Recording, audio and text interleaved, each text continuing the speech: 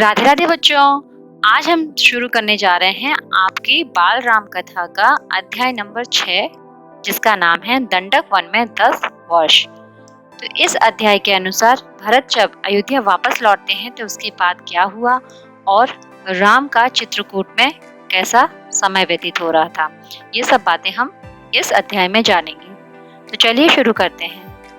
भरत और अयोध्या वासी, नगरवासी जो भी गए थे, सभी मंत्रीगण, सभासद, माताएं वगैरह सब जो भी गए थे वो वापस अयोध्या लौट आए थे और पहले जैसा शांति हो गई थी और मन में किसी तरह का द्वेष नहीं था। चित्रकूट में भी भरत के लौटने के बाद पहले जैसे नैसर्गिक शांति छा गई थी। चित्रकूट और अयोध्या, इसकी दूरी ज्यादा नहीं थी। कोई भी व्यक्ति अगर अयोध्या से चित्रकूट आता है तो उसे मात्र 4 दिन लगते थे और लोगों और मंत्रीगणों का समय समय पर प्रश्न पूछने और सलाह मांगने के लिए आना जाना लगा ही रहता था। राम को ये सब ठीक नहीं लग रहा था। वे इसे राजकाज में हस्तक्षेप समझते थे, इसलिए वे चित्रकूट से चले जाना चाहते थे। चित्रकूट छोड़ने का राम का दूसरा कारण ये था कि वहां पर रहने वाले ऋषि मुनि, वे मायावी राक्षसों के भय से वन छोड़ना चाहते थे। हालांकि उन्होंने सभी राक्षसों का वन से संहार कर दिया था, फिर भी कुछ मायावी राक्षस बच गए थे। इसके आगे तीनों वनवासी राम, लक्ष्मण और सीता मुनियत्री से विदा लेकर दंडक वन की ओर चले। उन्होंने दंडकारण्य नाम के वन में 10 वर्ष व्यतीत किए। जैसा कि नाम से ही पता चलता है, दंड का अर्थ होता है सजा और अरण्य का अर्थ होता है वन, अर्थात सजा काटने का वन या जंगल। यह वन बहुत घना था। आपकी जानकारी के लिए मैं बता दूं, दंडकारण्य 35,600 वर्ग मील बड़ा था, इतना विस्तृत था।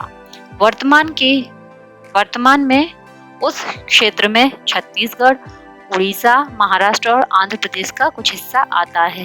तो आप सोच सकते हैं कि वह दंडकारण्य जो जंगल था वो कितना बड़ा था। उसके बाद उन्होंने उसमें शेष अपने वनवास का समय व्यतीत किया। उस वन में बहुत सारे राक्षस थे, मायावी भी थे। तो बच्चों, मायावी का मतलब क्या होता है? मायावी का मतलब होता है जो राक्षस अपने जादू से, अपनी शक्तियों से वो अपना रूप बदल सकते हैं और आ जा सकते हैं, अदृश्य हो सकते हैं। तो ये सारी शक्तियां उनमें विद्यमान होती हैं, तो उसे मायावी बोलते हैं। तो कई मायावी राक्षस भी उस वन में रहते थे, लेकिन वहां पर बहुत सारे ऋषि मुनि भी रहते थे जो अपनी तपस्या करते रहते थे। राम के आने की सूचना पाते ही सारे ऋषि मुनि बहुत ही प्रसन्न हो गए। उन्हें ये लगा कि अब राम उन राक्षसों का वध कर देंगे। परंतु सीता का विचार कुछ अलग था। सीता ये चाहती थी कि राम अकारण ही किसी राक्षस का वध न करें, परंतु राम ने प्रतिज्ञाबद्ध थे कि यदि राक्षस यज्ञ में किसी मुनि को, किसी ऋषि को अगर परेशान करेंगे तो वो उन्हें अवश्य मार देंगे। तो चलिए आगे बढ़ते हैं, आगे देखते हैं क्या होता है उस दंडकारण्य में। राम ने उस वन में शरभंग मुनि, सुतीक्ष्ण मुनि सभी से मुलाकात करते हुए अगस्त ऋषि के पास पहुंचे। अगस्त ऋषि विंध्याचल पार करने वाले पहले ऋषि थे। आगे अगस्त ऋषि ने राम से गोदावरी तट पर जाने के लिए कहा। उस स्थान को पंचवटी के नाम से जाना जाता है। शेष वर्ष वनवास के उन्होंने वहीं गुजारे। वहीं रास्ते में उनकी मुलाकात एक विशालकाय गिद्ध से हुई, जिसका नाम था जटायु। जटायु को देखते ही राम और लक्ष्मण को किसी भय की आशंका हुई, लेकिन जटायु ने यह आश्वासन दिलाया और कहा कि मैं आपके पिता राजा दशरथ का मित्र हूँ और मैं आपको वन में सहायता करूंगा। वहीं पर लक्ष्मण ने एक सुंदर कुटिया बनाई और उसके आसपास का जो वातावरण था बहुत ही सुंदर था और उस कुटिया को जो लक्ष्मण ने बनाई थी वो और भी सुंदर लग रही थी, क्योंकि आसपास के पशु पक्षी, हिरण, बहुत सुंदर सुंदर हिरण थे उस वन में, पुष्पलताएं बहुत सुंदर सुंदर थी, उसकी शोभा और भी बढ़ा रही थी। एक दिन राम, लक्ष्मण और सीता कुटी के बाहर बैठे हुए थे, अपनी कुटिया के बाहर बैठे हुए थे। तभी एक राक्षसी जिसका नाम था शूर्पणखा, जो कि रावण की बहन थी, वह भी मायावी थी और वो अपने शक्तियों से अपने को और सुंदर बनाकर उस कुटिया में आई। और जब उसने देखा कि राम बहुत ही सुंदर हैं, उनके सौंदर्य पर वह मोहित हो गई और उनके सामने उसने अपने विवाह का प्रस्ताव रखा और कहने लगी कि मैं अविवाहित हूँ और मैं आपसे विवाह करना चाहती हूँ। परंतु राम इसके लिए तैयार नहीं हुए। राम ने कहा, मेरा तो विवाह हो चुका है।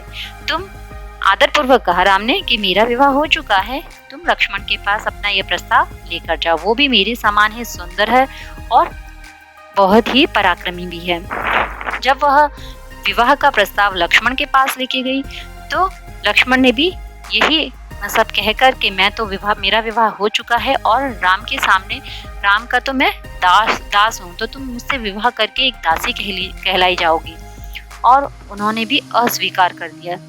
इस तरह वह राम और लक्ष्मण के बीच में भागती रही। कभी राम लक्ष्मण के पास जाने के लिए कहते तो कभी लक्ष्मण राम के पास जाने के लिए कहते।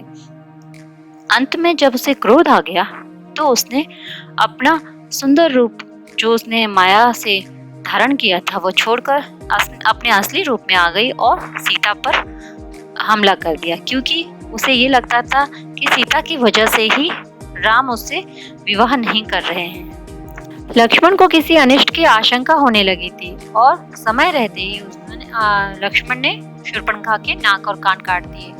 नाक कान कटने की वजह से शूर्पणखा बहुत ही क्रोधित हो गई और गुस्से में वहां से रोती रोती अपने सौतेले भाई खरदूषण के पास पहुंची और सारा हाल बताया और उनसे आग्रह किया कि अपनी बहन का बदला ले। और खरदूषण राम लक्ष्मण से युद्ध करने के लिए चले गए और अंततः वो मारे गए। खरदूषण की उस विशाल सेना में एक राक्षस था जिसका नाम था अकंपन। वह बच निकला था और वहां से जाता हुआ वह सीधा रावण के पास पहुंचा और रावण ने जब पूछा कि तुम्हारी ये हालत किसने की, क्या हुआ, तब उसने सारा हाल कह सुनाया। राम के पराक्रम, लक्ष्मण के शौर्य और सीता की सुंदरता का संपूर्ण विवरण उसने रावण को दे दिया और रावण से कहा कि राम और लक्ष्मण को हरा पाना असंभव है। इसका एक ही उपाय है, तभी राम हार सकते हैं कि सीता का अपहरण कर लिया जाए। फिर रावण ने उस सीता के अपहरण को स्वीकार कर लिया और मन बना लिया कि वह सीता का अपहरण करके लंका लेकर आएगा। तभी शूर्पणखा जो कि उसकी बहन थी वो वहां पहुंची। उसने भी यही सब कहा और अपने अपमान का बदला लेने के लिए रावण से कहा। अब तो रावण ने दृढ़ निश्चय कर लिया कि वो सीता का अपहरण करेगा।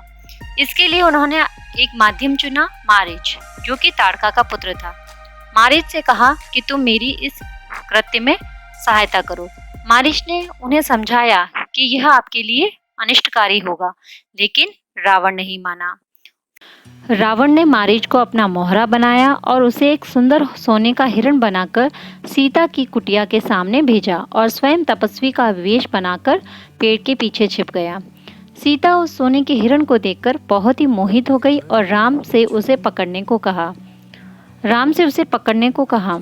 राम को किसी अनिष्ट की आशंका हो रही थी, परंतु सीता ने वनवास के दौरान राम से कभी कुछ नहीं मांगा था, तो उन्हें लगा कि सीता की यह इच्छा अवश्य पूरी करनी चाहिए। राम कुटिया से बाहर निकले, लक्ष्मण को आदेश दिया कि वह सीता की रक्षा करे। तो बच्चों, ये था दंडक वन में 10 वर्ष की सरल व्याख्या